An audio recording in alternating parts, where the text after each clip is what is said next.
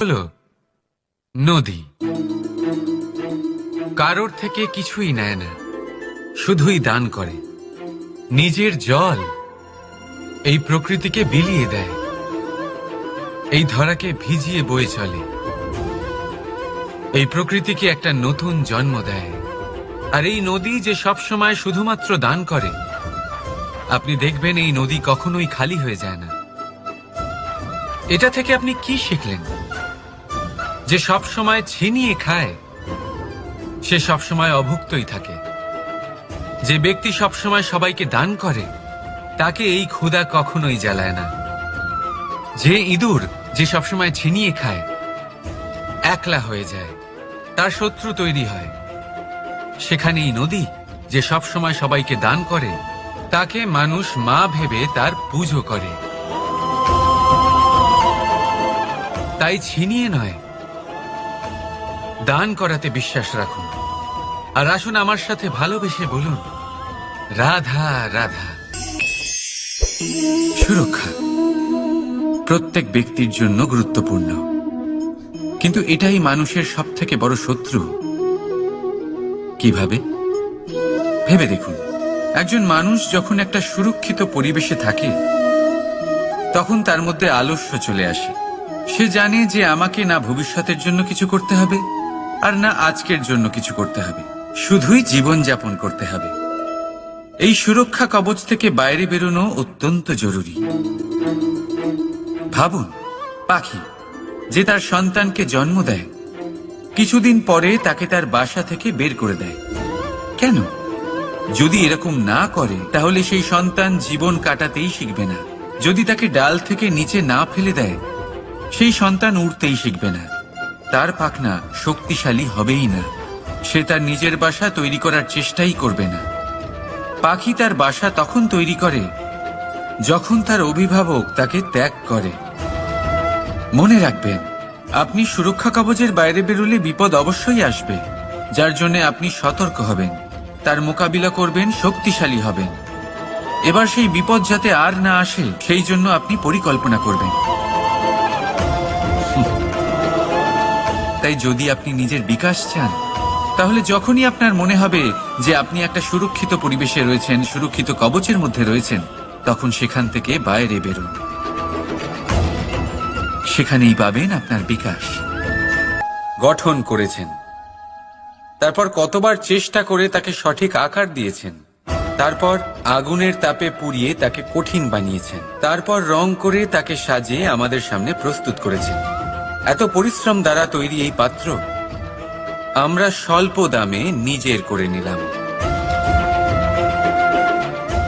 এটাই হয় পরিবারের সাথেও। অনেক সময় মানুষ আবেগের বশে, স্বার্থের কারণে এই পরিবারকে ভেঙে ফেলে। কখনো ভেবেছেন সেই মাতা পিতার বিষয় যারা সেই পরিবারকে গড়ে তুলেছেন, তাকে আগলে রেখেছেন, পালন পোষণ করেছেন? কখনো ভেবেছেন সেই বিষয়ে? ভবিষ্যতে যদি কখনো এরকম কোনো চিন্তাধারা মাথায় আসে, এমন কোনো ভাবনা আসে যার কারণে আপনি পরিবারকে ভাঙতে চলেছেন, নিজেকে আটকে নিন। নিজেকে মনে করান সেই মাতা পিতার বিষয়ে, ওনাদের পরিশ্রমের বিষয়, ওনাদের ধৈর্যের বিষয়, তাদের প্রেমের বিষয়। আপনার আশা, আবেগ, আপনার স্বার্থ সিদ্ধি, এই সব কিছু তার সামনে খুবই ছোট মনে হবে। রাধা রাধা। বর্ষা ঋতু শুরু হলেই পাখিদের মধ্যে চাঞ্চল্য, সেই সব সমস্ত ছোটখাটো সমস্যার থেকে অনেক দূরে ওপরে উড়ে বেড়ায়, মেঘের থেকেও অনেক উঁচুতে। তাই এই সব ছোটখাটো সমস্যা যা আপনার জীবনে এসে থাকে, এই সব নিজের চারপাশকে ঘিরতে দেবেন না। নিজের চিন্তা ভাবনাকে অনেক উঁচুতে রাখুন, আপনার সমস্ত সমস্যা নিজে থেকেই নিচে চলে আসবে। রাধা রাধা।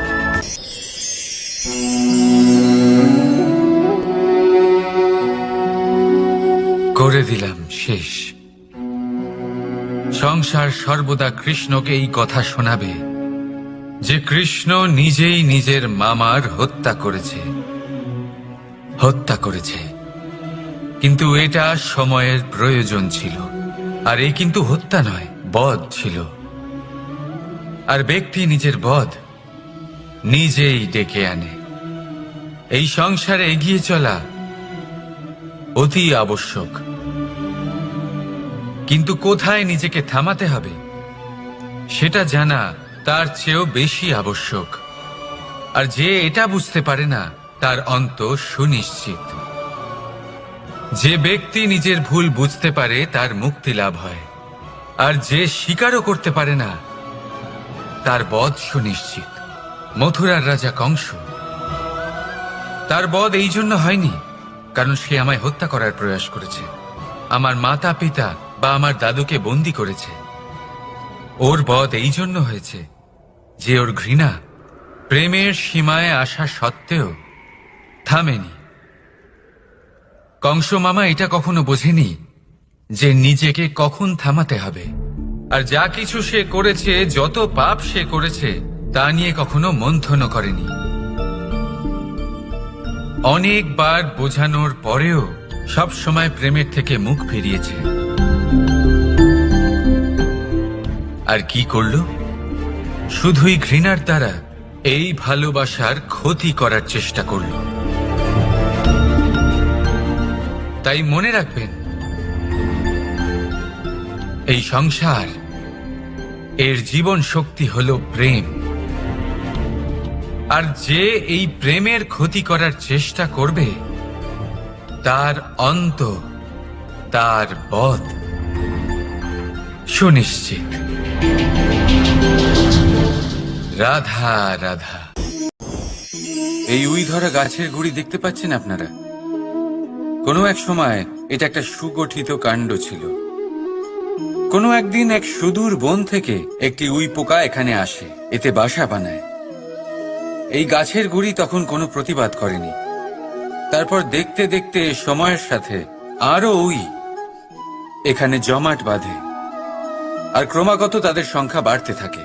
আর দেখতে দেখতেই এই কাঠের গুঁড়ি আর প্রতিবাদ করার মতো অবস্থাতেই থাকে না, নিজেই এক শুকনো কাঠে পরিণত হয়। কিছু বুঝতে পারলেন? অসৎ সঙ্গ, অসৎ অভ্যাস সময় থাকতে থাকতে বন্ধ করে দিন। আর যদি এরম না হয়, এ আপনার জীবন চক্র স্তব্ধ করে দেবে। রাধা রাধা। কোন ব্যক্তির ব্যক্তিত্ব কিভাবে তৈরি হয়? আপনার কি মনে হয় যে ব্যক্তি জন্ম থেকে তার স্বভাব নিয়ে জন্মায়, নাকি আপনার মনে হয় যে এই প্রকৃতি ব্যক্তির জন্য তার নিয়তি রচনা করে? না, এরকম একেবারেই হয় না। আমি আপনাকে বোঝাচ্ছি। যখনই বৃষ্টি পড়ে কোনো বিন্দুর দিকে দেখবেন। এবার এই বিন্দু যেখানে পড়ছে তার উপরে নির্ভর করছে তারপর কি হবে। যদি এই বিন্দু পড়ে কোনো ক্ষেতের ওপরে, তাহলে কোনো নতুন ফসলের জন্ম দেবে। যদি সে গরম কড়াইতে পড়ে, তাহলে বাষ্পীত হবে। যদি সে কোনো সাপের মুখের ভেতরে পড়ে, তাহলে বিষ তৈরি হবে। ঝিনুকের ভেতরে পড়লে মুক্ত তৈরি হবে। যদি কোনো পাতার ওপরে পড়ে, তাহলে শিশির তৈরি হবে। একই বিন্দু, কিন্তু তার সঙ্গত তার ভবিষ্যৎ এবং ব্যক্তিত্ব নির্ধারণ করবে। এবার এটা তো শুধুমাত্র এক বিন্দু, তার কাজ হলো শুধুমাত্র পড়া। কোথায় সেটা সেও নির্ধারণ করতে পারে না। কিন্তু আপনি হলেন মানুষ। আপনি বাছাই করতে পারবেন যে আপনার সঙ্গী কারা হবে, কাদের সাথে আপনি মেলামেশা করে বড় হবেন। তাই তা ভালোভাবে করুন, কারণ এই নির্বাচন আপনার হাতে, কারণ এই জীবন আপনার, ভবিষ্যৎ আপনার। এবার আপনি মহান হতে চান কি না, তার নির্ণয় আপনাকেই করতে হবে।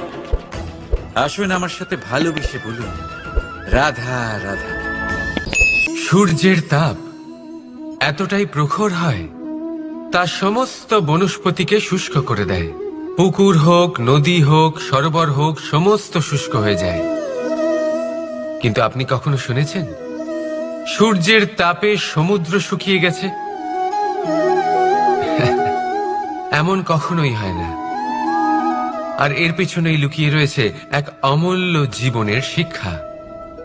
সমুদ্রের মতো নিজেকে ধৈর্যশীল করে তুললে, নিজেকে সংযমী করে তুললে সূর্যের তাপ আপনার কোনো ক্ষতি করতে পারবে না। আপনার অন্তর থেকে সেই তাপ বাষ্পায়িত হয়ে মেঘ তৈরি হয়ে সূর্যকে ঢেকে দেবে, আর তারপর হবে শুধু সাফল্যের বৃষ্টি। তাহলে আসুন আর আমার সাথে ধৈর্যের সাথে বলুন, রাধা রাধা। মানুষ অসুস্থ, আর যখন কেউ সুস্থ হন, ঠিক হয়ে যান, তার মানে এটা নয় যে শুধু ওষুধের জন্য তিনি সুস্থ হয়েছেন। না, এটা কারোর তার প্রতি প্রেমের প্রভাব, বিশ্বাসের প্রভাব, সম্বলের প্রভাব।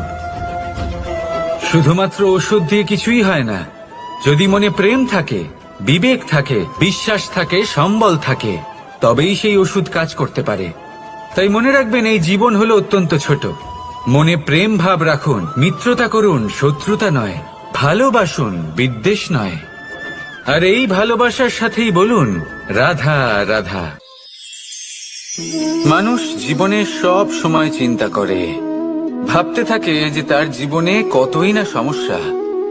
তারপরে নিজের আশেপাশে দেখে আর ভাবে যে সবাই কত প্রসন্ন, শুধু আমার জীবনেই সমস্যা আছে। কিন্তু বিষয়টা তা নয়। শুধু প্রত্যেক ব্যক্তিরই নয়, প্রত্যেক প্রাণীরও জীবনে সমস্যা আছে। এবার মানুষ একটা পাখিকে দেখে এটাই ভাবে যে এদের জীবন কতটা সহজ।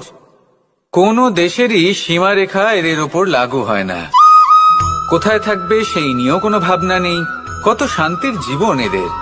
তারপর সে একটা পিঁপড়েকে দেখে আর এটা ভাবে, কি অসাধারণ, এদের তো সারা জীবনই মাটির উপরেই অতিবাহিত হয়, খাবারটাও মাটিতেই পেয়ে যায়। কি শান্তির জীবন এদের। কিন্তু যখন কোনো ঝড় আসে, তখন সবার আগে সেই পাখির বাসাটাই ঝড়ে ভেঙে যায়। এই পাখি যে শাখাতেই গিয়ে বসে পড়ুক, তাদের উপর সবসময় সংকট থাকে যে ওপর থেকে কোনো বড় পাখি এসে তাদের উপর প্রহার না করে, তারা নিজেদের প্রাণ না হারায়। আর যদি কথা বলি পিঁপড়েকে নিয়ে, এদের উপর সবসময় সংকট থাকে যে কোনোভাবে বাতাস বা জল এদের ভাসিয়ে না নিয়ে যায়, কোনো প্রাণী ওকে পা দিয়ে পিষে না দেয়, এই পিঁপড়ে পিষ্ট হয়ে না মারা যায়। দেখুন, সমস্যা প্রত্যেকের জীবনে রয়েছে, আর এই সমস্যা আসতেই থাকবে। এর অর্থ এটা নয় যে এই সমস্যার সম্মুখীন হওয়া যায় না, এর সমাধানও সম্ভব নয়। প্রত্যেক সমস্যার সমাধান অবশ্যই আছে, শুধু শান্ত মনে সেটা খুঁজে বের করতে হবে। তাহলে সেটাই করুন, প্রত্যেক সমস্যার সমাধান করতে থাকুন। যত সমাধান করবেন, জীবন আনন্দময় হয়ে উঠবে। যদি সমাধান না করেন, তাহলে আজীবন দুঃখই পেতে থাকবেন। আসুন আমার সাথে ভালোবেসে বলুন, রাধা রাধা। কর্ম, ধর্ম আর কর্তব্য, এই তিনটি একে অপরের সাথে জড়িত। আর অনেক সময় এই তিনটি পালন করতে করতে আমাদের সেই ব্যক্তির সামনে গিয়ে দাঁড়াতে হয়, তার বিরুদ্ধেই যেতে হয়, যাকে আমরা সব থেকে বেশি ভালোবাসি। কিন্তু সেইখানে এই যুদ্ধ কোনো ব্যক্তিগত যুদ্ধ থাকে না। এ হলো কর্ম, ধর্ম আর কর্তব্যের যুদ্ধ। এটা সরল নয়, অত্যন্ত কঠিন হয় তার সম্মুখীন হওয়া যাকে আমরা সব থেকে বেশি সম্মান করি। কিন্তু আমাদের তো আমাদের ধর্মের পথে চলতেই হবে, কারণ আমরা কর্মবদ্ধ, কর্তব্যবদ্ধ, আর এটাই করা উচিত। শুধু এটুকু মনে রাখবেন, যদি আপনার উদ্দেশ্য শুভ হয়, আপনার ভাবনা শুভ হয়, আপনি যদি কর্ম, ধর্ম আর কর্তব্যের পথে অগ্রসর হন, তাহলে এই প্রক্রিয়াতে যদি আপনাকে আপনার আরাধ্যেরও সামনে দাঁড়াতে হয়, তাহলেও আপনার কোনো ক্ষতি হবে না। তাহলে আসুন আর আমার সাথে ভালোবেসে বলুন, রাধা রাধা। সাথী, সাথী এই শব্দটির ব্যাখ্যা কে কিভাবে করে? মিত্র, সখা, বন্ধু।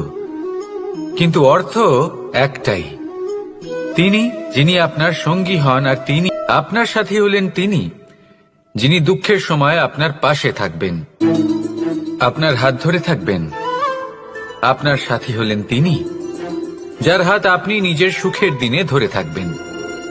সেই সাথীরই হাত ধরুন, যিনি দুঃখে সবসময় আপনাকে সাহায্য করার জন্য তৎপর হয়ে থাকেন, আপনার পাশে থাকেন, আর যাকে সুখের দিনে আপনি আপনার সাথে রাখতে পারেন।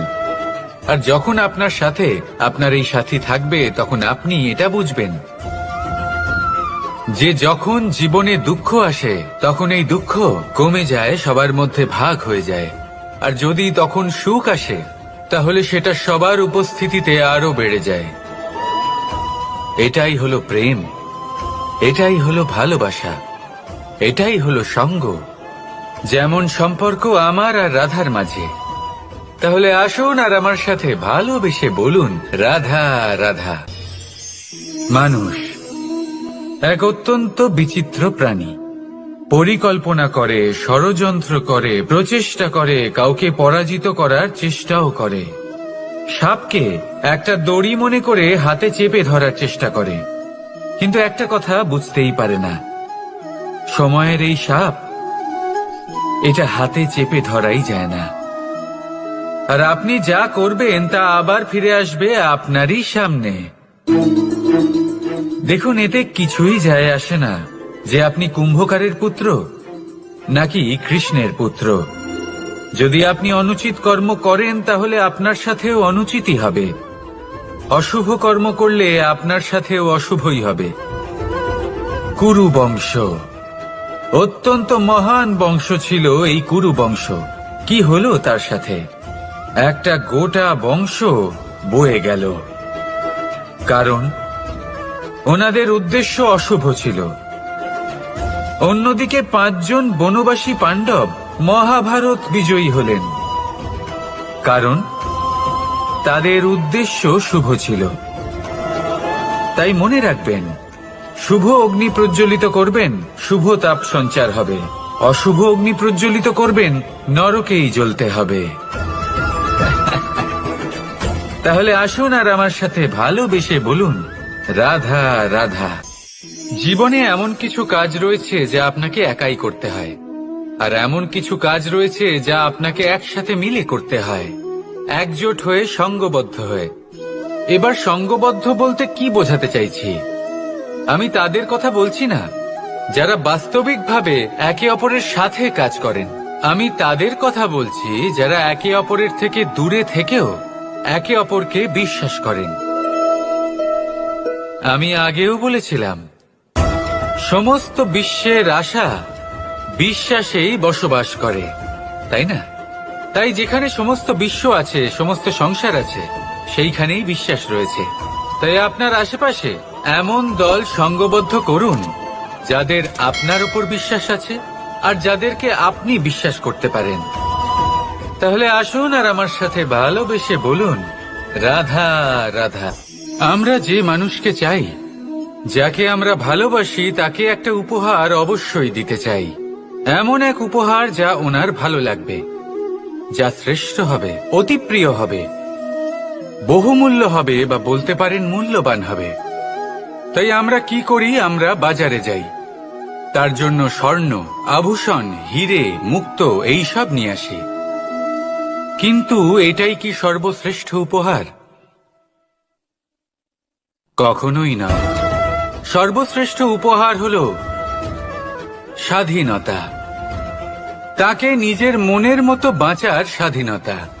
যদি আপনি কাউকে স্বাধীনতা না দিতে পারেন, তাহলে সে কোথাও না কোথাও বন্দী হয়ে যায়, তার বিকাশ কোথাও না কোথাও আটকে যায়। কিন্তু যদি আপনি কাউকে স্বাধীনতা দিতে পারেন, তাহলে আপনি দেখবেন ও সমস্ত সংসারকে, এই জীবনকে নিজের দৃষ্টিভঙ্গি দিয়ে দেখবে, বুঝবে যে কোনটা হলো উচিত আর কোনটা হলো অনুচিত। আর এটাই হলো সর্বশ্রেষ্ঠ। আর এবার যদি কাউকে স্বাধীনতার মাধ্যমে এত বড় একটা শক্তি দিতে পারেন, তাহলে আপনি আমাকে বলুন, এর থেকে বড় উপহার আর কি হতে পারে? আসুন আর আমার সাথে ভালোবেসে বলুন, রাধা রাধা। পিতা আর পুত্রের সম্পর্ক অত্যন্ত মধুর হয়ে থাকে।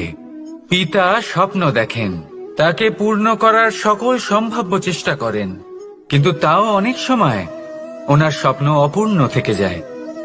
তখন পিতা ভাবেন যে স্বপ্ন উনি পূর্ণ করতে পারেননি, ওনার সন্তান তা অবশ্যই পূরণ করবে।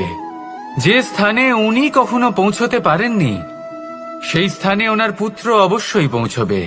পিতা নিজের সন্তানের ভবিষ্যৎ নিয়ে সেই স্বপ্ন দেখেন, আর যখন সেই সন্তান সামনে এগোতে থাকে তখন তার দুঃখ হয় না, বরং গর্ব হয়।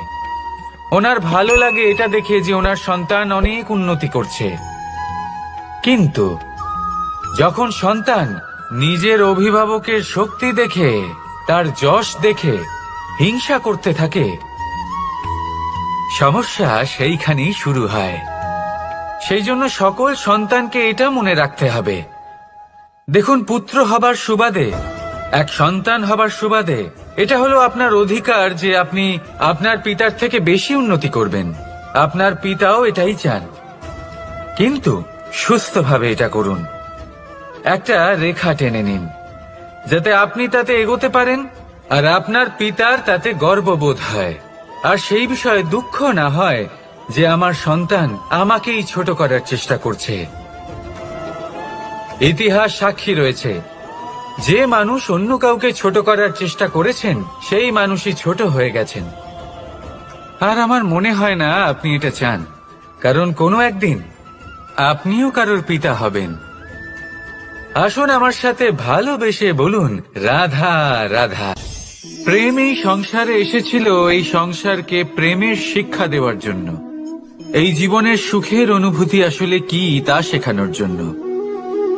কিন্তু যদি সত্যি কথা বলি তো আমি নিজেই প্রতিদিন প্রেমের নতুন নতুন স্বরূপ দেখতে পাই, প্রেমের একটা নতুন অনুভূতি প্রত্যেক নতুন দিনে। আর তার কারণ হলো এই প্রেম অনন্ত, এ হলো দৈব। প্রেম হলো এই সংসারের সবথেকে বড় ঢাল এবং সবথেকে বড় অস্ত্র। এই প্রেম ছাড়া না কোনো ন্যায় হয় আর না কোনো শাস্ত্র, না জীবন আছে আর না অন্ত। এবার যদি এই প্রেম মনের মধ্যে বাস করতে শুরু করে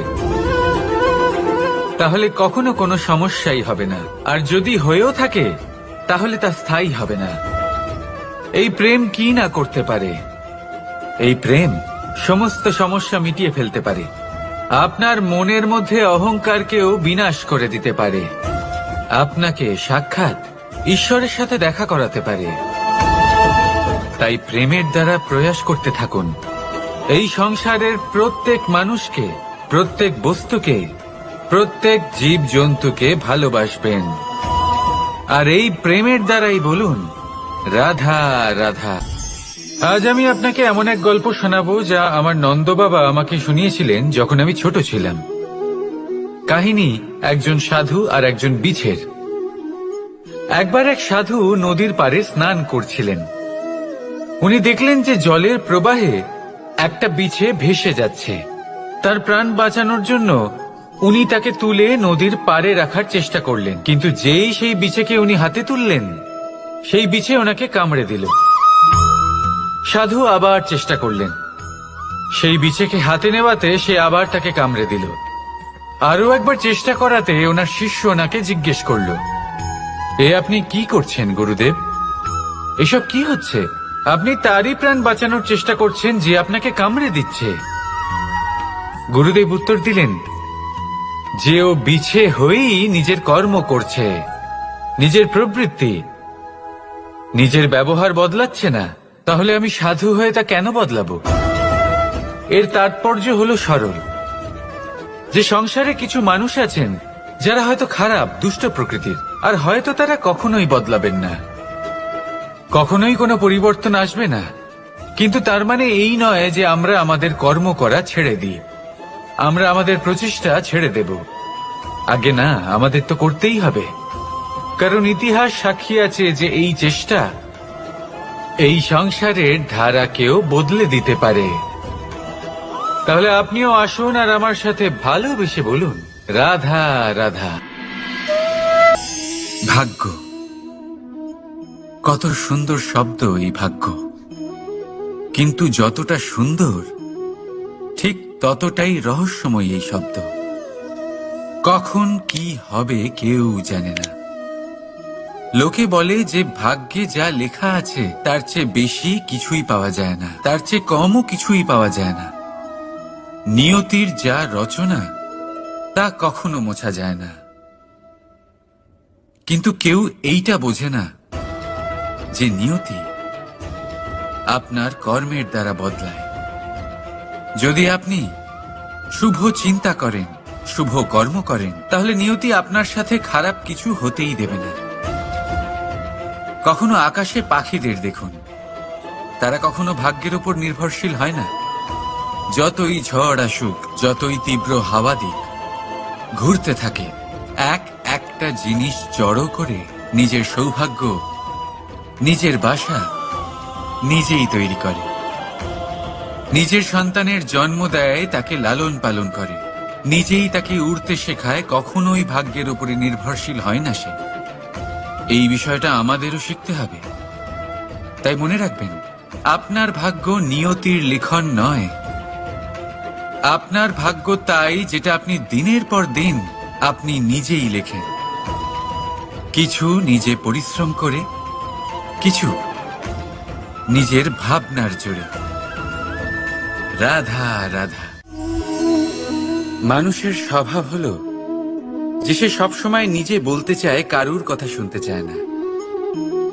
কিন্তু তার এই স্বভাব তাকে এক বিশাল বড় জ্ঞানের থেকে দূরে সরিয়ে রাখে, সামনের মানুষের ব্যক্তিত্বের জ্ঞানের থেকে দূরে। তাই যদি আপনি কাউকে চিনতে চান, কাউকে বুঝতে চান, তাকে থামাবেন না, শুধু বলতে দিন। কারণ একজন ব্যক্তির ব্যক্তিত্ব লুকিয়ে থাকে তার কথার মধ্যে, আর তার আসল পরিচয় লুকিয়ে থাকে তার শব্দের পেছনে। বলতে দিন, আস্তে আস্তে আপনি সব বুঝতে পারবেন। এটাই তফাৎ হলো একজন সাধারণ মানব আর একজন মহামানবের মধ্যে। এক যে কাউকে বলতে দেয় না, আর এক যে সবার কথা শুনে। তাহলে সিদ্ধান্ত আপনার, আপনি কি সাধারণ হতে চান না অসাধারণ? কারণ এই ভবিষ্যৎ আপনার। রাধা রাধা। ধৈর্য। এই ধৈর্য কি কোনো গুণ, কোনো অনুভূতি, কোনো দৃষ্টিভঙ্গি? আমার জন্য ধৈর্য এক বাহন। আপনি হয়তো ভাবছেন, এ কেমন বাহন? বাহন তো ঘোড়া হতে পারে, হাতি হতে পারে, উটও হতে পারে, কিন্তু ধৈর্যকে বাহন বানানো মানে? চলুন আপনাকে একটা কথা বোঝাই। পৃথিবীতে এমন কোনো বাহন নেই যে তার আরোহীকে আছড়ে ফেলেনি। সেটা উট হোক বা হাতি হোক বা ঘোড়া হোক, চলতে চলতে কখনো নড়বড় করেই বসে। তারপর সেই আরোহী পড়ে কারোর পায়, তারপর পড়ে তার নিজের নজরে। কিন্তু ধৈর্যরূপী বাহন কখনো কাউকে ফেলে না, কখনো না। না সেই আরোহী কারোর পায়ে পড়ে, আর না তো নিজের নজরে। কারণ ধৈর্য আপনাকে বিবেক প্রদান করে, বিবেক আপনাকে পরিকল্পনায় সাহায্য করে, আর পরিকল্পনা প্রদান করে আপনাকে শক্তি, আপনার লক্ষ্যের দিকে অগ্রসর হওয়া। বুঝলেন? ধৈর্যকে সঙ্গে রাখুন, নিজেকে আরো ধৈর্যশীল করে তুলুন। এই ধৈর্যের সাহায্যে আরোহণ করে দেখুন কিভাবে এই বাহন আপনাকে আপনার গন্তব্যে পৌঁছে দেবে। রাধা রাধা। ভাগ্য আর কর্ম, এই দুই এমন শব্দ যাকে ঘিরে সমগ্র সংসার। কেউ বলে আমার ভাগ্যে এটা ছিল না, যা পেলে আমার জীবন অন্যরকম হতো। কেউ বলে আমার গত জন্মের কর্ম নিশ্চয়ই এমন ছিল, যে কারণে এই জন্মে এরকম ভাগ্য পেয়েছি আমি। এই সব বাদ দিন, আর একবার শান্ত চিত্তে ভাবুন। আপনি বুঝতে পারবেন যে ভাগ্য আর কর্ম এই দুই এই জন্মের। তফাৎ শুধুমাত্র এটাই যে যদি ভাগ্যের কথা বলা হয়, তাহলে আপনি এই ভাগ্যের থেকে যত বেশি আশা করবেন তত বেশি নিরাশ হবেন আপনি। কারণ এই আশা আপনাকে কর্ম করা থেকে আটকায়। যদি কথা বলা হয় কর্মের, তাহলে নিজের কর্মের প্রতি যত বিশ্বাস রাখবেন তত বেশি সফলতা আপনার কাছে আসবে। তাই একটা কথা মনে রাখবেন, ভাগ্য আপনার কর্ম নির্ধারণ করে না, কিন্তু আপনার কর্ম আপনার ভাগ্যকে অবশ্যই নির্ধারণ করে। রাধা রাধা। হিমালয় পর্বতের মতো উচ্চতা লাভ করতে চাই, সব ঠিক আছে, কিন্তু তার জন্য আমরা কাজ কি করি? যদি এরকম আমরা হতে চাই, তাহলে সবার আগে সূর্যের মতো নিজেকে উজ্জ্বল করুন। সূর্যের সব থেকে বেশি আলো নিজের অন্তরে থাকে। নদীর মতো নিজের পথ নিজেই তৈরি করুন। পাথরের সাথে ধাক্কা খাওয়ার পরেও থেমে না যাওয়া শিখুন। হিমালয় পর্বতের মতো উচ্চতা লাভ করতে হলে সেটার মতো অটল থাকতে শিখুন। একটা কথা অবশ্যই মনে রাখবেন, নিজেকে জ্বালাবেন, তবেই সংসারকে আলোকিত করতে পারবেন। রাধা রাধা। প্রতীক্ষা, প্রয়াস, এই দুই জীবনের অভিন্ন অঙ্গ। দেখতে গেলে আমরা জীবনে কারোর না কারোর প্রতীক্ষা অবশ্যই করি। সে কোনো ব্যক্তি হোক বা সময় হোক বা কোনো ভাবনা, সবকিছুই হতে পারে। আর দেখতে গেলে সব সময় কেউ না কেউ কিছু প্রয়াসও করে চলেছে। যেমন সাফল্য আসার প্রতীক্ষা, বিফলতা যাতে না আসে তার জন্য প্রয়াস, সুখ আসার প্রতীক্ষা, দুঃখ যাতে না আসে তার জন্য প্রয়াস। এবার প্রতীক্ষা আর প্রয়াসের মধ্যে এক ঘনিষ্ঠ সম্পর্ক রয়েছে, আর তা হল যিনি প্রতীক্ষা করেন তিনি ঠিক তাই পান যা একজন প্রয়াস করা ব্যক্তি পেছনে ফেলে আসে। তাই প্রতীক্ষা নয়, প্রয়াস করুন। এই প্রয়াসের মধ্যেই সুখের চাবিকাঠি রয়েছে। রাধা রাধা। মানুষ কর্ম করেন, আমি বারংবার বলি যে ফলের আশা করবেন না। তাও মানুষ কোথাও না কোথাও নিজের কর্মের বদলে কোনো না কোনো ফলের আশা অবশ্যই রাখেন। কখনো তিনি যদি সাফল্য মনের মধ্যে রাখেন, তাহলে অহংকার জন্ম নেবে।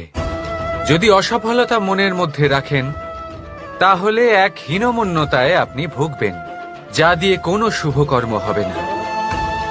সেই জন্য শুধুই কর্ম করে যান, কর্মেই মগ্ন থাকুন।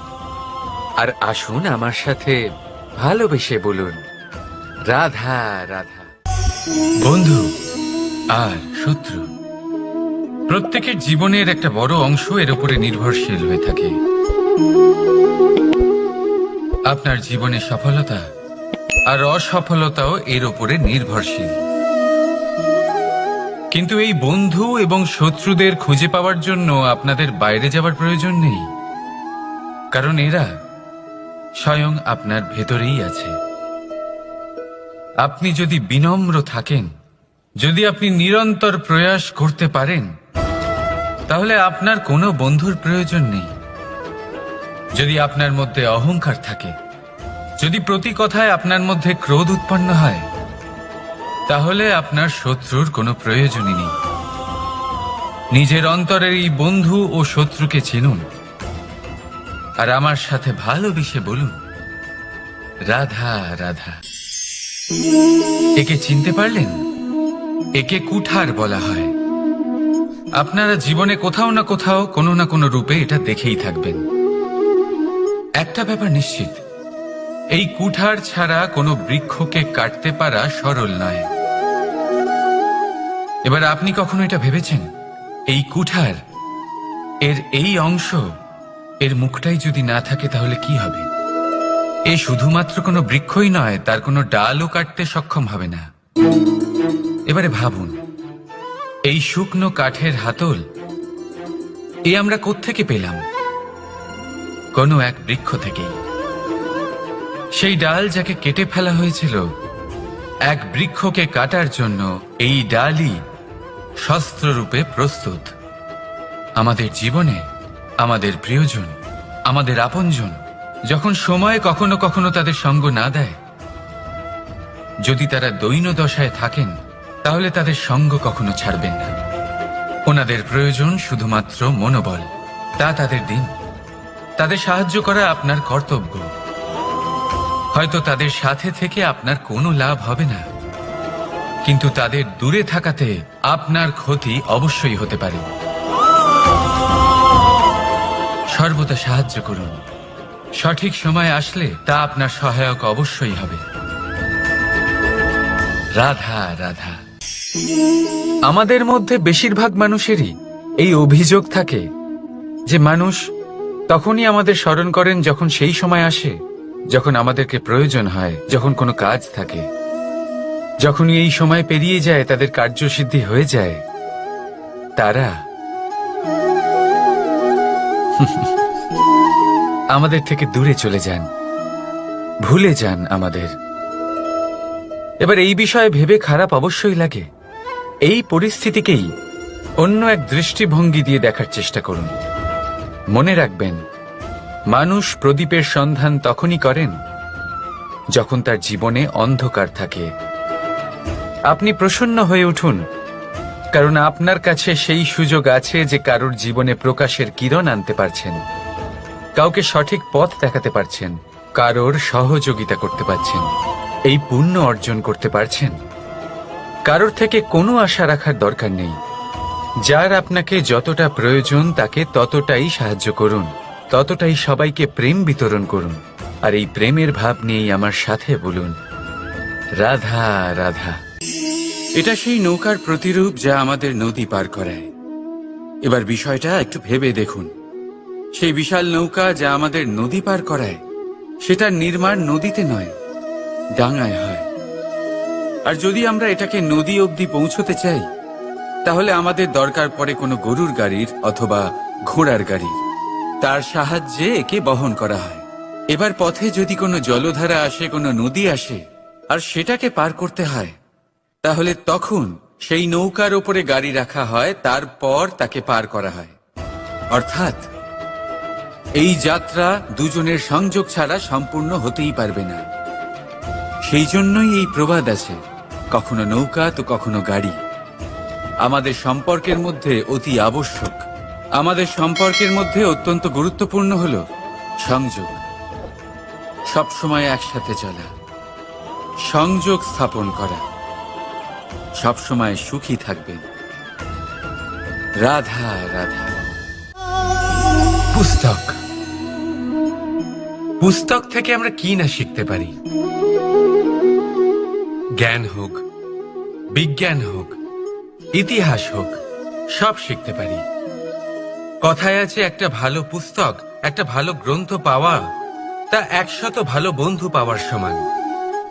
কিন্তু যদি একটা ভালো বন্ধু পাওয়া যায়, তাহলে তা গোটা গ্রন্থাগারের সমতুল্য। সে আপনাকে কর্মের বিষয় জ্ঞান দেয়, সাফল্যের রসায়ন শিক্ষা দেয়। সে আপনাকে ইতিহাসে অমর করে রাখবে। শুধু তাই নয়, সে আপনাকে শুধু পথই দেখাবে না, সেই পথে আপনার সাথে সঙ্গী হয়ে চলবে সে। সেই জন্য জীবনে যদি কোনো ভালো বন্ধুকে পাশে পান, তাহলে তাকে আপন করে রাখবেন, তাকে সামলে রাখবেন। জীবন সহজ হয়ে যাবে। রাধা রাধা।